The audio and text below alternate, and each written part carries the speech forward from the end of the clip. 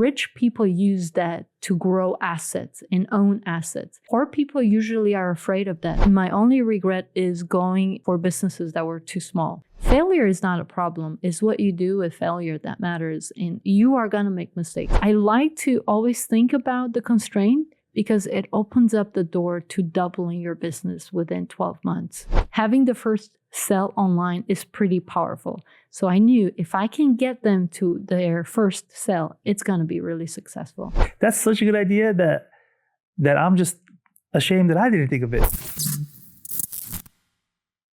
Hi, and welcome to the Keyconceptspodcast. Today, we're talking about why most businesses don't fail from lack of effort, but from focusing on the wrong thing. I'm joined by my special guest, Delia Usulescu, who is an entrepreneur and business buyer who focuses on acquiring and partnering with established business. Delia, thank you so much for joining us today. Hey, it's a pleasure to be here, and I'm excited to be talking about some of these concepts that I've learned over the last 10, 15 years. Well, to level set, you do a few things. So let's kind of break that down. You buy and grow local businesses. You help businesses use artificial intelligence, and you also help content creators improve their student results. So when you are buying a business, what do you typically look for when you are starting that acquisition process? Most people don't know that buying a business is available to most of us. You don't have to have a lot of money, which I didn't know, right? I thought you have to have millions of dollars or hundreds of thousands of dollars. It's my focus going forward. I do buy with other people. I rarely buy by myself because I know my strengths and I'm trying to leverage my strengths rather than try to do everything. I find people who have other strengths and I always partner with people nowadays. And saying that, I know partnerships can be hard. I'm not saying it's been the easiest, but when you find the right people, it's so much easier. For buying businesses, do you go onto a website? Do you just ask people? There are directories like bizbuysell.com, right? So there are websites where you can go and see what businesses are available in your area. There are business brokers. You can go to these business brokers and ask, what kind of businesses do you have available for sale?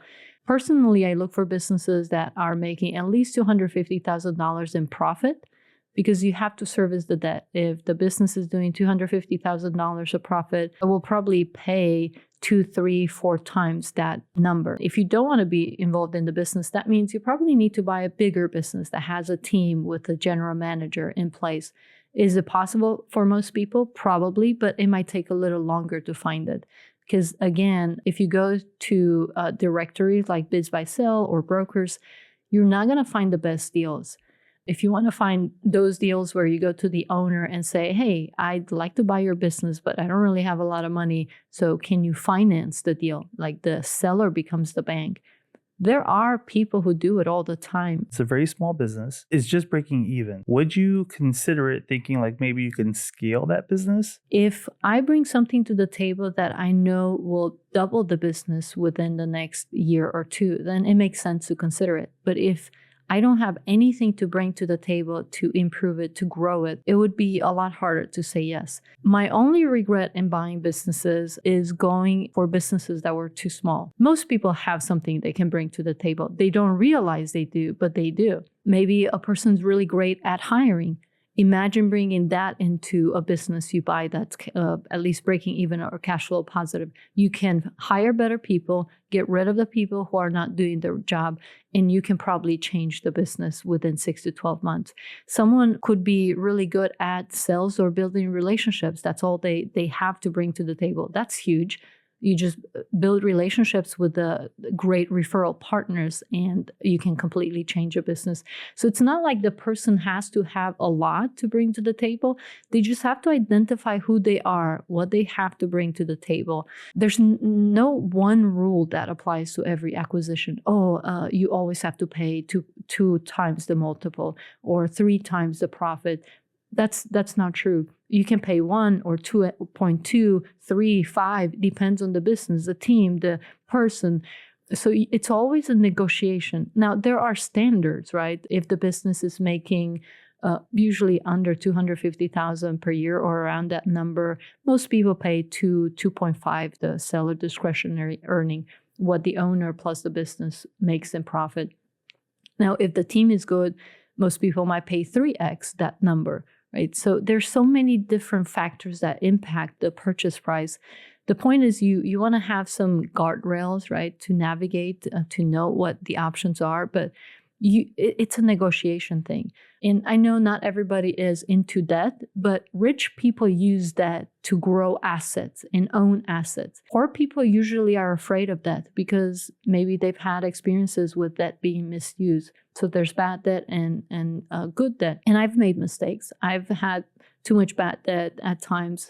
And then I've done bad investments. I'm not saying I'm, the expert and I haven't made mistakes, but it's part of the process. You make mistakes, you learn, and you keep going. Like if you know your vision is to own businesses, then there are many paths to get there. Every experience is a learning lesson. That's why it's okay making mistakes. No person who's successful has gotten to where they are because they're these, genius people. It's because they made more mistakes than the people who decided to stop before they reached to success. So failure is not a problem. It's what you do with failure that matters. And you are going to make mistakes, whether you buy a business, where you try to grow a business, whether you want to work with people to grow their businesses, whatever you want to do, you're going to make mistakes and probably lose time or money. And that's part of the process. If you teach yourself that or remind yourself of that truth, it's so much easier to deal with it when it comes. What made you choose to be a teacher and teach ethics? Because that's drastically different than all the business talk that we just had. Well, as a teenager, I was pretty depressed, thinking like life is not worth living. Why am I living? What am I living for? So I started to look for answers, and that led me into discovering that there is a God that cares for his children, and it opened up the door to ask even deeper questions and understanding suffering and pain, and all these other things. So as I discover answers, I wanted to be able to understand other people's reasons for choosing their belief system, but I also wanted to understand and refine my own answers. And that led to me teaching ethics and philosophy at the college level. Like, what was that moment where you're like, okay, I'm not teaching anymore. I'm going to do business? Because like you have to make a decision one day, right? So what happened for you to make that decision, to make that jump? Actually built my business before I started teaching. I went back to school as I was building my business because I never really planned on being a business person. I was just doing it to get some cash on the side and be able to fund other things, do the other things I wanted to do. Within 3 or 4 years of doing business, being back in the PhD program, and then that opened the door to teach, I realized I like both like a lot. Oh, how am I going to make the choice? But I was teaching part-time, almost full-time, and then I still had the business that was paying me a salary. So it was easy to make the transition for me because both of them could have, I could have chosen either path. Well, what does success look like, I guess, if you could redefine it? For me, I want to build healthy work environments where people who maybe don't have the skills, if they have the work ethic and the willingness to learn, have the path to grow. Sometimes, business owners build businesses, they make money, and they don't really care about the employees. I don't want to be that type of person. I want to care about the people I work with, whether they're partners.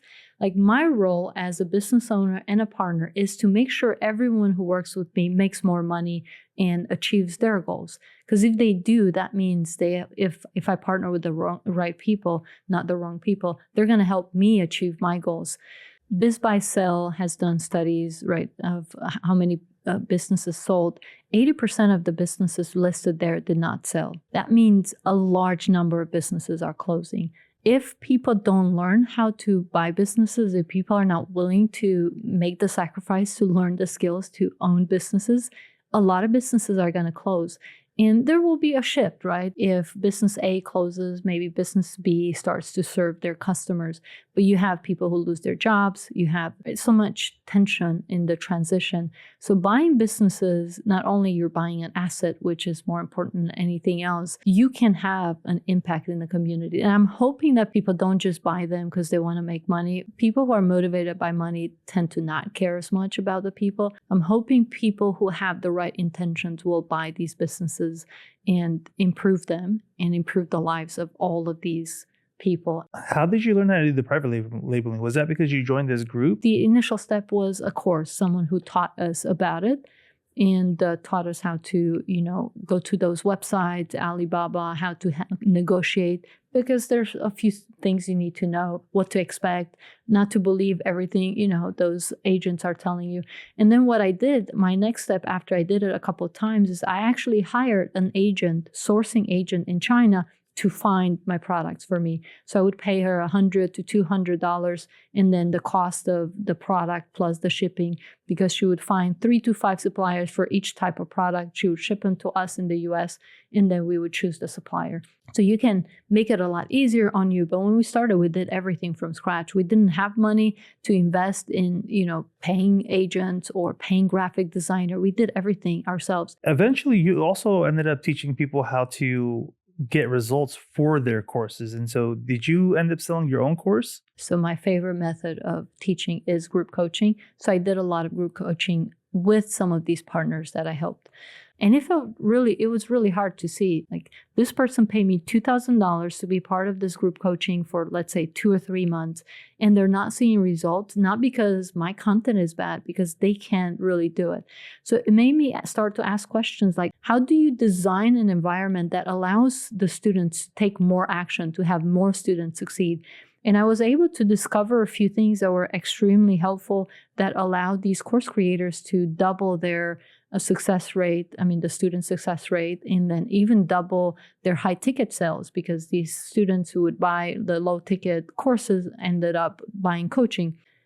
70% were newbies. They've never had like a lot of success. So then we knew, well, if 70% of our students are newbies, we just need to get them to that first sale. Because I remember my first sale. Having the first sell online is pretty powerful. So I knew if I can get them to their first sell, it's going to be really successful. As you're doing the survey and they're newbies, like what was it that held them back? I think a lot of times overwhelm keeps people from having success, and we talk ourselves down. The most negative talk that happens in our own brain, and we're the people who are responsible for that. If we are around other people and realize what we experience is normal, is not abnormal, then it's easier to get through it. It matters a lot to have people around you to help you through those doubting stages where you wonder if it's really worth it, if it's going to work. What is imposter syndrome? Is when you don't feel capable, you don't feel like you know what you're doing, you don't feel like you're able to have success. The people who are successful is not the people who think they know it all, the people who have the skills, is the people who are resourceful, the people who don't give up. So a lot of people have imposter syndrome. They feel like they don't know what they need to do. It's like they're in the wrong place, and then they stop the business they're working on or the adventure, the side hustle. But if someone who has built multiple businesses to hundreds of millions of dollars in revenue can say he feels incapable sometimes or not enough, like he doesn't know enough, he doesn't have the skills. If he experiences that, that means all of us are okay. We just have to push through it. How would you define that constraint or kink in your own words? I like to always think about the constraint because it opens up the door to doubling your business within 12 months very often. And it's different for each business owner. We don't tend to think about it, but the part of the business that is doing the worst impacts your business the most. If you think of a business, being 90, 90, 40, sometimes we think, oh, we should get the 90 to 100%. So this department is great. And then the second one is great. But the overall result of the system is not going to go beyond 40%. Is there one thing that you've learned this year that you want to highlight? Things become so much easier when you know the right people, when you're in the right room, when you have the right relationships, access to the right resources. You don't have to have everything figured out. But if you have the right people, you bring them together, you get exponential growth. It reminded me that sometimes I go and try the hard way, right? I try to do everything, figure everything out, maybe hire the right person, or maybe invest the money into things. But if you come up with a big vision and then think, what is the easier way to get there? It's almost always if you find the right people. What are your thoughts on blockchain technology? The human psychology doesn't change. So I like to always look to the past and learn from the past and see what are principles that are duplicatable or applied to these things. I believe because people have less trust in government and authority, we see more people looking to decentralized systems. So I assume we're going to see more of it, blockchain technology, even Bitcoin and crypto and all of these things that are supposedly more decentralized. What qualities do you think someone needs to have to be successful in business? Humility to know that you're going to make tons of mistakes, but being willing to learn from it. Without that trait, I think it's hard to do well in business. Most of the people who are successful are willing to learn from others. I think the ability to build good relationships with the right people is going to speed up the path for people to achieve their goals and have success faster. Most businesses fail within the first 2 to 5 years of being open. So if the resourcefulness is the quality that helps business owners be successful, is that also the reason why most of them fail? Or would you give a different answer for why they fail in the first 2 to 5 years? Some industries are hard. So if you start in a hard industry that has a really high success likelihood of failure, then you're stacking the deck against yourself. Let me use this analogy. If you play poker, right, and you have to have 5 cards, right, to have a good hand. If you have 4 cards, but you don't have the 5th that you need to win the hand, it doesn't matter you have 4 great cards. You need all 5. So in business, it's kind of the same. Sometimes, right, you need a combination of things to be successful, and you might have 4, but not have the 5th one. Where can people find your social media contacts, find your website, your contact information if they want to connect, follow you, subscribe to your newsletter? Yeah, I have a landing page, deliahq.com, where I'm going to start using that platform. Really, it's a newsletter where I'm going to share a lot more resources about business. There's a Substack I started writing, and I haven't been great at writing the last 2 months, but the Substack and deliahq.com, those are probably 2 sources. Cashflow Lab is the name of the Substack, but I don't remember the link. We'll have to post it. Okay, well, I'll get all the links from you. We'll put it in the description below. We'll put it in the lower thirds that are going to pop up on the video, and so people can easily access your content. Well, Delia, thank you so much for joining us today. It's been a pleasure. Likewise. Thank you for having me. For the viewers, growth isn't about doing more. It's about finding one place where effort actually matters. Thank you for watching this episode of the Keyconcepts Podcast. We'll catch you on the next one.